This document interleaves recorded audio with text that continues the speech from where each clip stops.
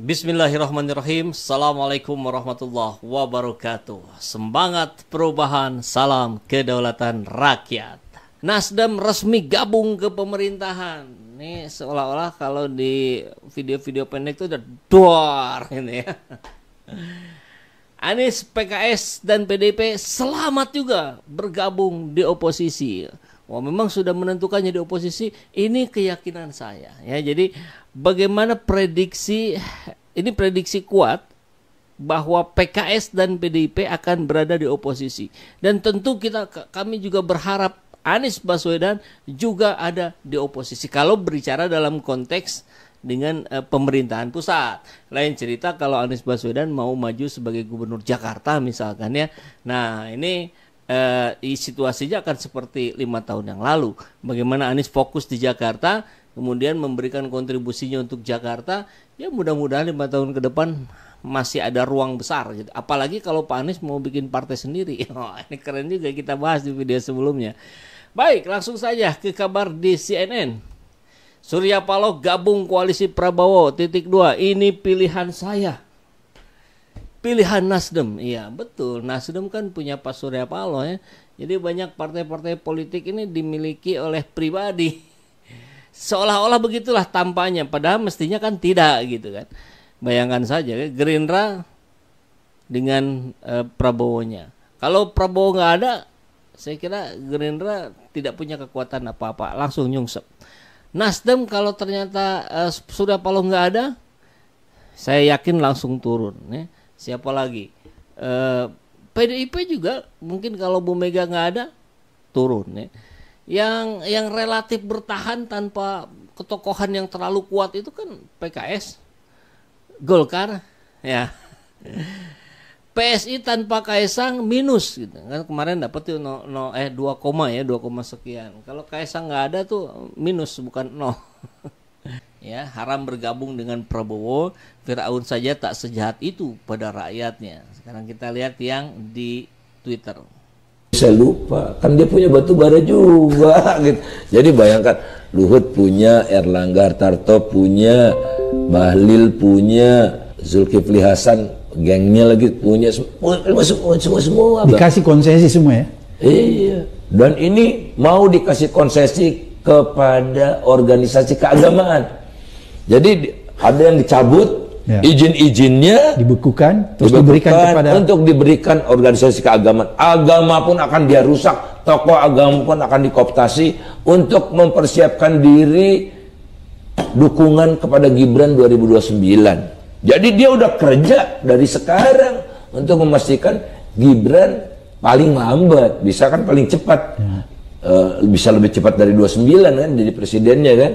Kalau terjadi apa-apa pada Pak Prabowo gitu. Oke, jadi skenario ekonomi sudah mulai berjalan sekarang ya Bang? Jadi seingat saya sih Firaun tidak pernah sejahat itu kepada rakyatnya ya Bang.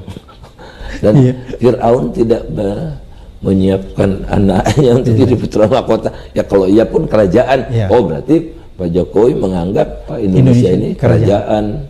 Namanya kerajaan Jokowi gitu. Oh, kerajaan Jokowi. Luar biasa ya. Dan tentu kalau orang-orang pro Prabowo pasti akan bilang, wah ini orang halu, ini orang suzon, buruk sangka segala macam. Tentu tidak. Ini yang disebut dengan antisipasi. Ini yang disebut dengan kewaspadaan.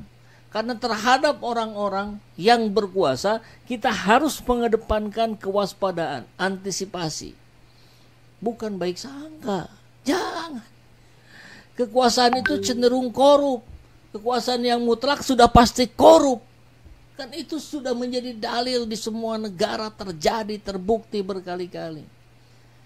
Jadi apa yang dikatakan oleh Faisal Basri ini harus menjadi perhatian kita bersama. Tentu ini terjadi jika Jokowi berhasil juga mengkooptasi Prabowo, mengendalikan Prabowo.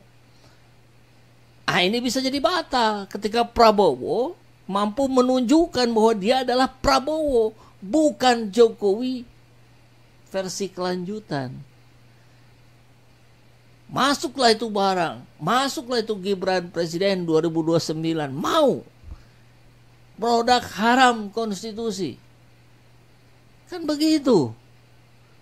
Demokrasi pun sudah dimanipulasi oleh oligarki, ya. Duit punya kuasa dan duit cenderung bikin serakah dan tamak. Konsensi tambang luar biasa ya bagi-baginya, dan para pejabat itu hampir semua punya. Bahlil, Luhut. Sebenarnya sejak rejim Jokowi pegang kendali pemerintahan, bangsa Indonesia sudah mengetahui busuknya. Oke. Baik, kita akan lihat kabar berikutnya. Bagaimana rusaknya negeri ini. Bobi Nasution tunjuk pamannya jadi PLH Sekda Medan. Ngeri ya. Politik dinasti ini ternyata penyakit yang sangat menular. Dilakukan mertuanya, dia ikuti ke bawahnya. Tunjuk pamannya. Wali Kota Medan Bobi Nasution menunjuk pamannya Beni Sinomba Siregar menjadi pelaksana harian Sekda Kota Medan. Kepala Dinas Komunikasi Informatika Kota Medan Ar-Rahman Pane membenarkan soal jabatan baru Beni Sinomba Siregar menjadi PLH Sekda Medan. Benar, beliau ditunjuk. Oke.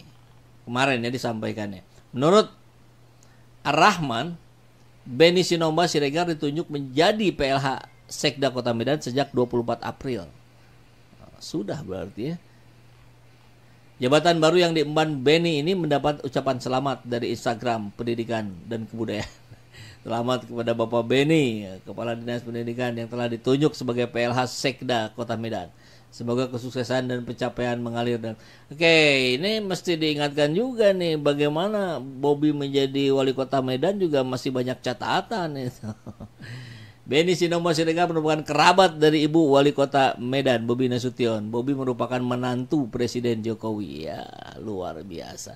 Kemarin udah dapat itu juga ya tuh. Tanda kehormatan Satya Lencana. Kehormatannya sebelah mana? Prestasinya apa? Tidak ada. Beni Sinomba sebelumnya menjabat sebagai Kadis Pendidikan dan Kebudayaan. Kemudian Beni mengisi PLH Sekda menggantikan Wirya Ar-Rahman yang telah dilantik menjadi PJ Bupati Deli Serdang. Beni pun sempat menduduki jabatan strategis lainnya seperti Kepala Bidang Hotel, Restoran, dan Hiburan. Wah, itu tempat basah itu. Bahkan sampai Kepala Badan Perencanaan Pembangunan Daerah Kota Medan. Wah, kasih tepuk tangan jangan ya, nggak usah lah. Ini menyesakkan dada rakyat. Jadi ini seperti yang Pak Faisal Basri bilang tadi, ini akan menjadi kerajaan, namanya Kerajaan Jokowi. Wah.